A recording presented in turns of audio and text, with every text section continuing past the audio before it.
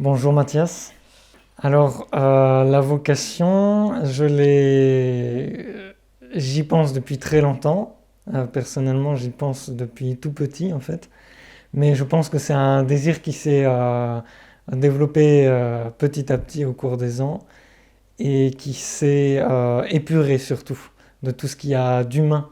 Euh, Parce que le petit enfant que j'étais voyait les prêtres et voulait ressembler aux prêtres, mais c'était un désir humain sans doute à la base, mais certainement que c'était le bon Dieu qui l'a mis, puisque la vocation, c'est une grâce que le bon Dieu donne et qui se manifeste par différents signes.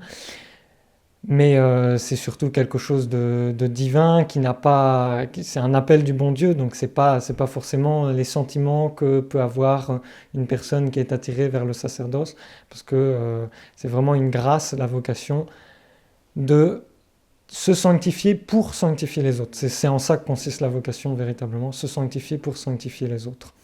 Alors pour suivre l'appel de Dieu, euh, au début, je dirais, ça a roulé un peu comme sur des roulettes parce que bon, j'ai grandi dans une famille bien catholique et je pense que c'est à ça aussi que je dois ma vocation. J'ai été dans des écoles catholiques, pas forcément dans Nunakum, mais des écoles catholiques.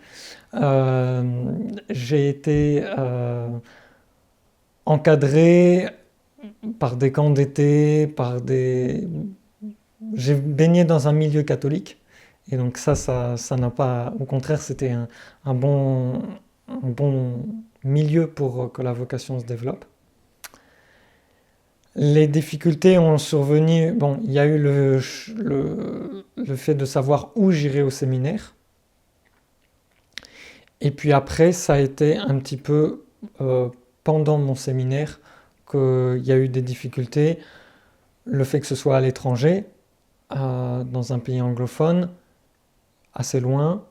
Et puis surtout, la difficulté que j'ai rencontrée, ça a été ma santé, parce que voilà, je suis tombé malade pendant euh, un an et demi, et j'ai dû quitter le séminaire, me reposer. Voilà, ça c'était une grosse épreuve, mais avec la grâce de Dieu, j'ai pu surmonter ça. La Sainte Vierge m'a beaucoup aidé, je pense, j'ai beaucoup prié, puis voilà. Alors concrètement, c'est la position religieuse la position doctrinale qui a déterminé le choix du séminaire. Il y avait donc séminaire non unacum où on reconnaît pas les papes après Vatican II comme de vrais papes. Il y avait Verroy et il y avait le séminaire aux États-Unis, parce que Econ c'était hors de question évidemment. Je connaissais pas trop Verroy. Il y avait l'histoire de la thèse que je maîtrisais pas très bien. Et puis j'ai lu Monseigneur Sandborn qui m'a beaucoup éclairé, j'ai vraiment apprécié son style d'écriture, enfin sa manière d'exposer les choses, très clair, très logique surtout. J'aime beaucoup sa logique. C'est ce qui m'a déterminé à entrer au séminaire, avec le fait aussi que je connaissais des personnes là-bas, des Français qui étaient déjà au séminaire. Il y a des difficultés, mais je pense que c'est des difficultés que rencontrent tous séminaristes, des difficultés de persévérance dans la vie religieuse, qui sont là justement, ces difficultés sont là pour que la vocation s'épure, que la personne se sanctifie. C'est le séminaire. Voilà. Les études n'ont pas posé énormément de difficultés. Il y a eu la barrière de la langue un petit peu, puis surtout de du pays, c'est-à-dire que de la façon de penser, de la façon de voir les choses, de la façon de communiquer. Ça, évidemment, c'est autre chose, et on est évidemment toujours mieux chez soi. Alors, il y a eu beaucoup de difficultés pour choisir la date de l'ordination, à cause du fait que l'ordination devait se passer en France. C'était prévu comme ça, donc que Monseigneur Sandborn, le directeur du séminaire, vienne en France. Euh, Comme il y avait toutes les histoires de Covid, etc. Donc finalement, on a pu arrêter une date, le 2 septembre. Euh, Et le lendemain, c'est la Saint-Pédis, donc pour la première messe, c'était très approprié pour une ordination. Le 2 septembre, ce sont donc le massacre des martyrs des Carmes à Paris, et puis des autres prisons, mais donc le massacre des prêtres à Paris pendant la Révolution. Et moi qui suis issu de la Vendée, j'ai dans ce cœur dans mon cœur une attache à tout ce qui est contre-révolutionnaire et puis aux prêtres qui ont souffert pendant la Révolution, qui ont témoigné de leur foi en face des baïonnettes ou de la guillotine. Voilà, et puis j'y vois, oui, je demande aux saints martyrs de me protéger, de me guider, et puis surtout de me donner la force, puisque en ces temps difficiles, on sera peut-être bien amené à témoigner de notre foi au prix de notre vie. Ah, euh, l'avenir de la prêtrise, il est entre les mains de notre Seigneur, souverain prêtre, le prêtre par excellence, notre Seigneur, évidemment. Les prêtres ne sont que des ministres du bon Dieu et ils continuent le sacerdoce qui subsiste en la personne de Jésus-Christ. Aujourd'hui,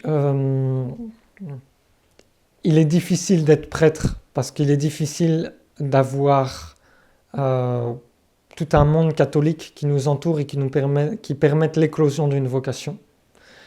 Donc je pense que l'avenir du prêtre, c'est la rareté des vocations, malgré qu'on fasse tout ce qu'on peut pour qu'il y en ait davantage. Et puis la difficulté des vocations, parce que comme il n'y a pas d'autorité, il est très difficile d'exercer son ministère. C'est pour ça qu'on essaie de se raccrocher à un mouvement de prêtres expérimentés, à une organisation de prêtres. Je crois qu'on en parlera par la suite. Voilà, donc c'est difficile, mais en même temps, l'Église a toujours traversé des périodes difficiles. Et donc la grâce de notre Seigneur est là, et particulièrement là pour les prêtres, puisque c'est par les prêtres que le troupeau se sanctifie. Alors justement, je suis rattaché à Monseigneur Sandborn, donc chez qui j'ai fait mon séminaire, qui a fondé il y a quelques années l'Institut catholique romain, donc, dans lequel je suis entré le jour de mon sous-diaconat, puisqu'on s'engage à entrer dans un institut pour recevoir le sous-diaconat, qui est l'engagement définitif.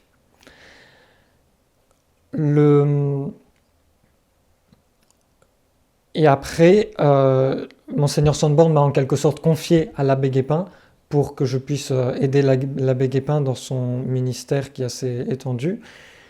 Donc je travaille en France sous les ordres de l'abbé Guépin, mais tout en continuant de dépendre de Monseigneur Sandborn. Et donc j'exercerai, oui, mon ministère avec l'abbé Guépin, et c'est-à-dire à Nantes principalement, c'est là qu'on est basé, à la chapelle du Christ-Roi. On dessert aussi Notre-Dame-des-Noms sur Nantes. Et puis la chapelle de Saint-Maurice, au lieu où nous faisons l'interview. Et puis aussi la chapelle de la Baule, à la Baule justement, donc la chapelle Sainte-Anne. Voilà. Donc concrètement, c'est la Bretagne, quoi. Voilà. Oui, j'y ai répondu un petit peu. Qu'est-ce que la prêtrise? Parce que la prêtrise, c'est être le ministre de Jésus-Christ. C'est faire ce qu'a fait notre Seigneur. Donc, tout d'abord, accomplir le saint sacrifice. Donc, parler au nom de notre Seigneur, in persona Christi, dans la personne de notre Seigneur. Le prêtre, c'est avant tout la messe. Voilà, la messe de chaque matin. Le prêtre, c'est aussi celui qui dispense les sacrements et tout ce qui tourne autour des sacrements, donc les secours aux âmes. Donc c'est pour ça qu'il faut qu'il ait une grande vie intérieure pour pouvoir faire fructifier dans les âmes la grâce qu'il porte déjà en lui-même, parce que le prêtre est en quelque sorte un canal. C'est pour ça que le prêtre doit aussi se confier en Notre-Dame, qui est le canal de toutes les grâces. Alors, j'ai des idées, mais je ne vais pas les développer maintenant, parce que ça ne sert à rien de donner des idées qu'on ne va pas réaliser ou qui ne seront pas réalisables. Et puis, je ferai tout en accord avec mes supérieurs. Voilà. Il y aurait beaucoup de choses, il y a énormément de choses à faire.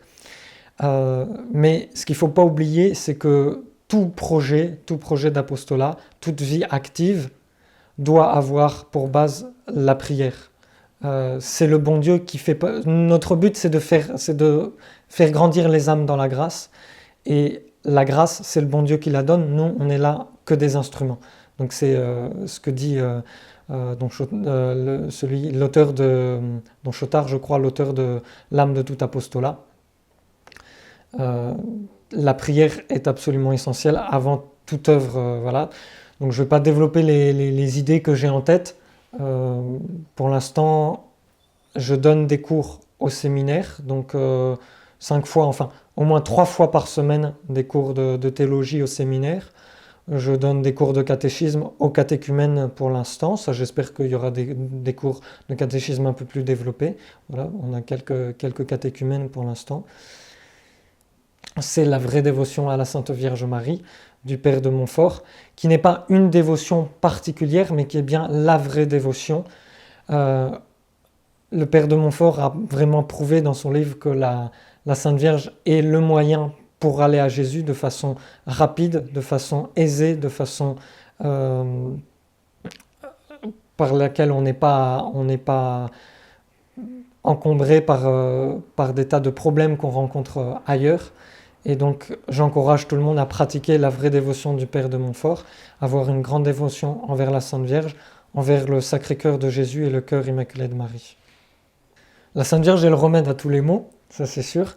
La crise de l'Église, la crise dans l'Église en tout cas, c'est une crise d'autorité, c'est la plus grave qu'a jamais traversé l'Église.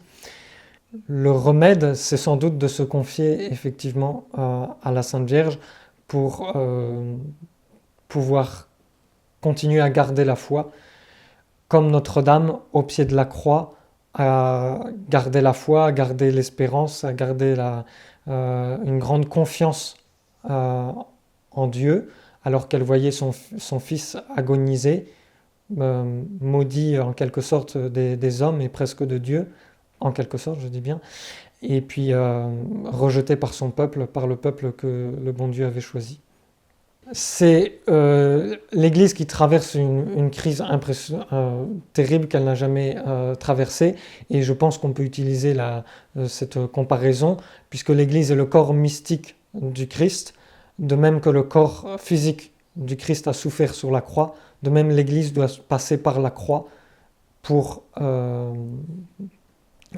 arriver à la gloire. Voilà. Donc et puis après sur un plan doctrinal, c'est évidemment qu'il faut continuer le combat, garder la foi, dispenser les sacrements, et puis se maintenir de toutes ses forces à l'enseignement de l'Église. Il y a une vacance du siège. On considère que le siège est vacant depuis la mort de Pie XII. Le gros problème, c'est Vatican II.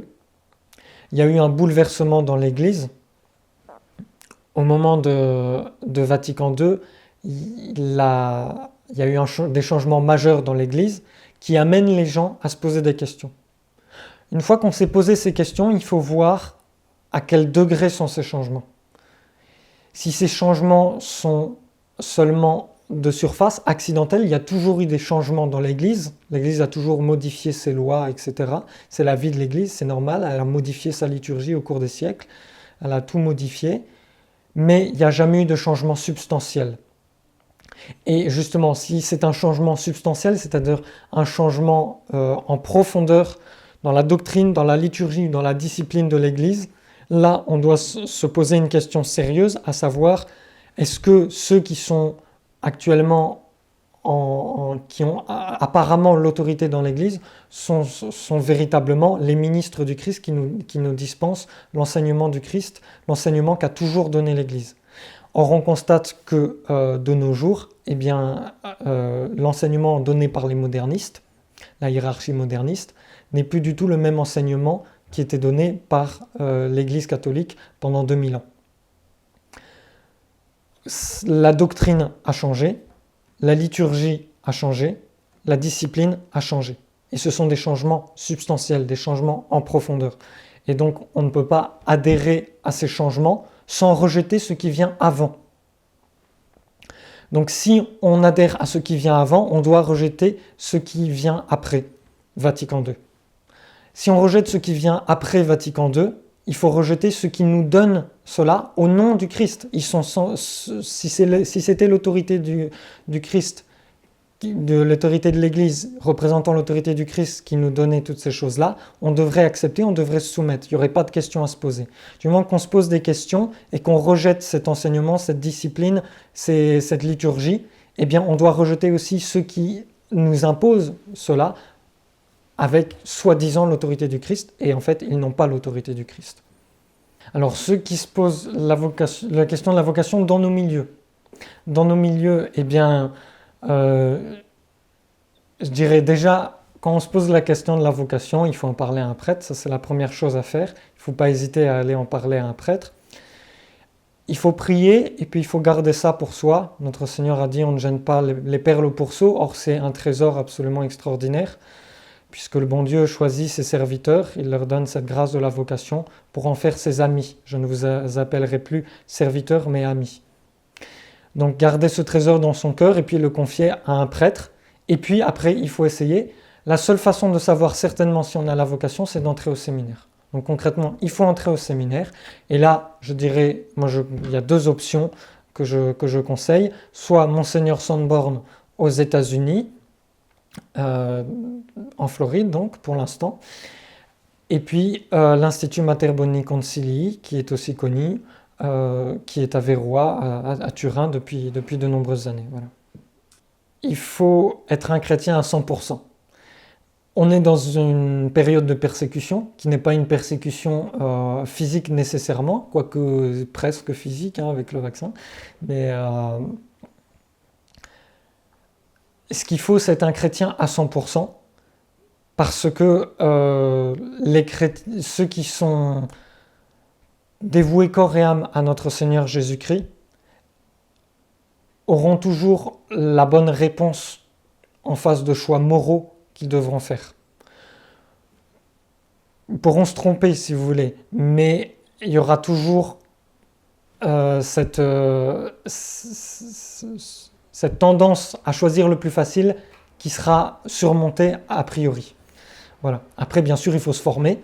On ne peut pas vivre dans le monde dans lequel on vit sans se former de façon assidue, continuelle. Et puis, je vous conseille de fréquenter les sacrements au maximum et de soutenir les prêtres, parce que si on veut que les âmes continuent à se sanctifier, il faut qu'il y ait des prêtres qui puissent continuer à dire la messe et à sanctifier les âmes. Et donc soutenir les prêtres, les fidèles peuvent beaucoup faire de façon sur tout le point de vue matériel, non pas forcément financier, mais pour l'organisation, etc. Alors il ne manque jamais rien aux chrétiens pour se sanctifier, parce que le bon Dieu a donné tous les moyens de sanctification. Et nous pouvons tous aller au ciel. Ce qui manque, c'est de la bonne volonté, peut-être. C'est de se donner à fond. Voilà, donnez-vous à 100%. Et puis, on demandait un jour à saint Thomas comment être un saint. Il a répondu, il faut 1, le vouloir, 2, le vouloir, 3, le vouloir. Donc, voulez-le, et puis vous trouverez les moyens de sanctification, on les a. Il n'y a qu'à les employer. Et évidemment, ce n'est pas nous qui nous sanctifierons. Nous, on doit avoir la bonne volonté, mais le bon Dieu nous sanctifiera si on a la bonne volonté. Et je conseille très fortement les retraites de Saint Ignace, qui sont un moyen extraordinaire, donné par la Sainte Vierge à son serviteur Saint Ignace pour se sanctifier. Un jeune homme qui se demande si Dieu existe, je pourrais lui répondre comme Pascal, s'il existe, eh bien, il faut vivre comme s'il existait. S'il existait, si on ne sait pas, eh ben, autant vivre comme s'il existait, parce que si jamais il existait vraiment, il faudrait quand même ne pas finir en enfer. Bon, ça c'est la réponse de Pascal, mais je pense qu'on peut aller quand même un petit peu plus loin. il faut chercher, et puis déjà, je dirais, il faut essayer de prier dans son cœur, à savoir si Dieu existe, on peut déjà commencer à le prier, si on a déjà cette intuition. Et puis sinon, il faut réfléchir. Les preuves de l'existence de Dieu sont innombrables. Le Concile de Trente a défini que l'homme, par la raison seule, pouvait arriver à la connaissance de Dieu de façon naturelle, donc c'est possible. La création qui nous entoure est une preuve de l'existence de Dieu, tout simplement. Le monde qui nous entoure, la création, rien qu'un œil, la complexité d'un œil, c'est quelque chose d'absolument extraordinaire qui nécessite une intelligence supérieure qui a pensé toutes ces choses-là. Et puis le conseil que je donnerais surtout, c'est de se couper des médias, de tout ce qu'on a reçu du monde moderne, principalement l'éducation nationale, pour pouvoir réfléchir avec des bases saines, retourner à quelque chose de naturel sur lequel le surnaturel va pouvoir se baser. J'ai rencontré une de ces personnes pas plus tard qu'hier, sur la place Saint-Pierre, devant la cathédrale de Nantes. Un Algérien, bien éduqué par ses grands-parents, mais par ses parents qui avaient reçu l'éducation libérale gauchiste. Voilà, donc il y a un fond naturel de respect des anciens, de respect du pays d'accueil, parce que c'est un émigré à l'origine, etc. Et puis, il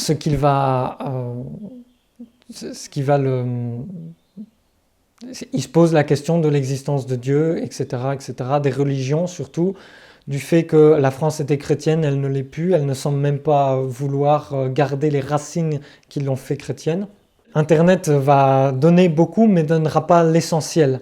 Et la réponse essentielle, c'est la foi catholique seulement qui peut la donner.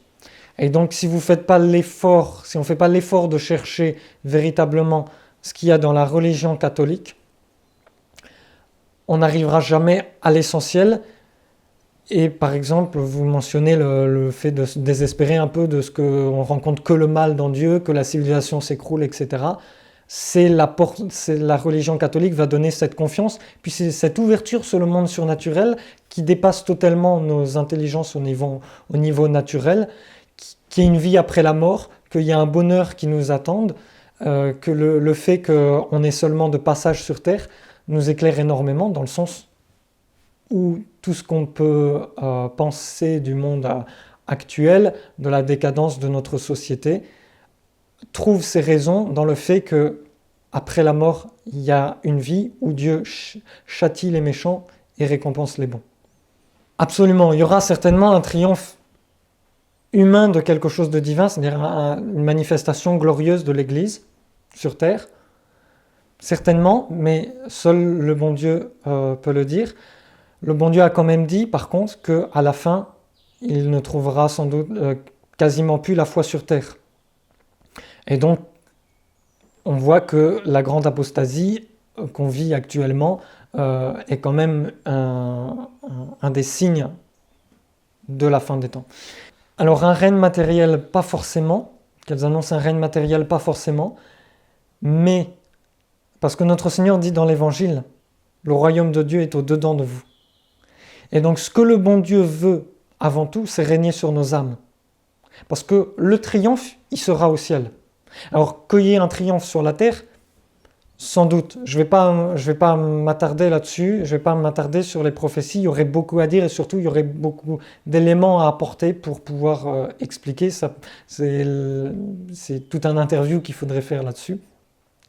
Mais ce qui importe, et c'est surtout le message qu'il faut bien comprendre, surtout de nos jours, on veut absolument se raccrocher à quelque chose d'humain.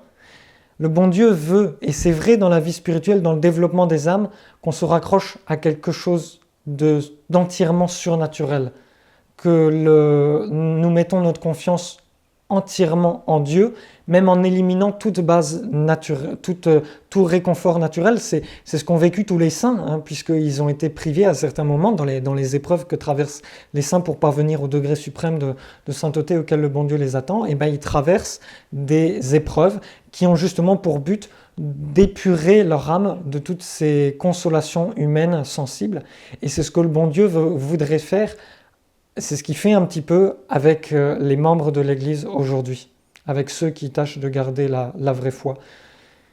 Comme Notre-Dame au pied de la croix qui voyait son fils réduit à l'aspect d'un ver, nous dit la Sainte Écriture, hein, et pourtant elle gardait une confiance absolue en Dieu. Alors moi je pense qu'il y a beaucoup, maintenant dans le monde traditionnaliste, il y a beaucoup de possibilités de se former, il y en a même énormément. C'est pas la peine de tout prendre. Il y a des éditions qui ont publié les auteurs antilibéraux, je pense aux éditions Saint-Rémy. Il y a des formations sur Internet, il y a des catéchismes, etc. Il y a plein de choses qui sont disponibles maintenant. Je dirais c'est un peu à chacun de choisir ce qui lui convient, l'enseignement qu'il préfère. Ce qui est sûr, c'est que il faut se former sur différents domaines un petit peu. Donc, on doit se former sur nos racines chrétiennes et sur le combat antilibéral. Donc là, il y a des auteurs de base à lire. Monseigneur Delassus, Maurice Pinet, etc. Enfin, il y en aurait plein à citer, mais c'est juste un interview. Il faut se former en premier, je dirais ça vient même avant, sur la doctrine catholique, donc sur son catéchisme, approfondir son catéchisme, qui inclut une partie doctrinale et puis aussi une partie morale.